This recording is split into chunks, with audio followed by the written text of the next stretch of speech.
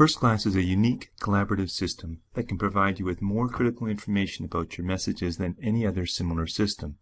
You can track the history of all messages, and if the message is internal, not sent to the internet, you have the ability to delete or unsend it.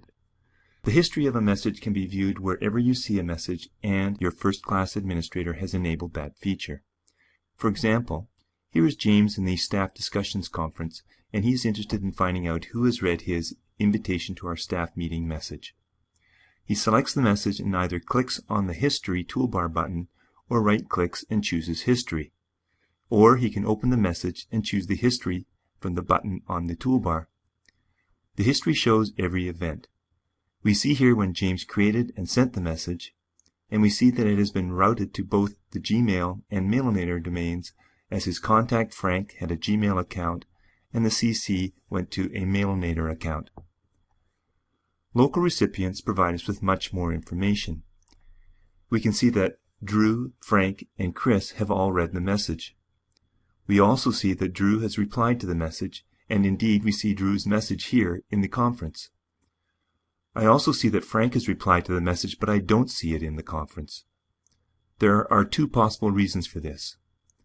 The reply line in a message history is entered when a user initiates a reply and not when he sends it. So Frank may have started a reply but not yet sent it. Or he may have removed the staff discussions conference from the To or CC list and replied back to the sender or someone else. As James is the sender of this email, he's the owner and has the ability to delete the message from the conference. This is important to understand because wherever you see your sent messages, you have the ability to delete them unless your FirstClass administrator has specifically denied this. Note, however, that the delete option is not available to James on Drew's reply or any other message here that was not sent by James. One other feature that is enjoyed by FirstClass users is the ability to unsend a message. Unlike delete, unsend is performed within your mailbox.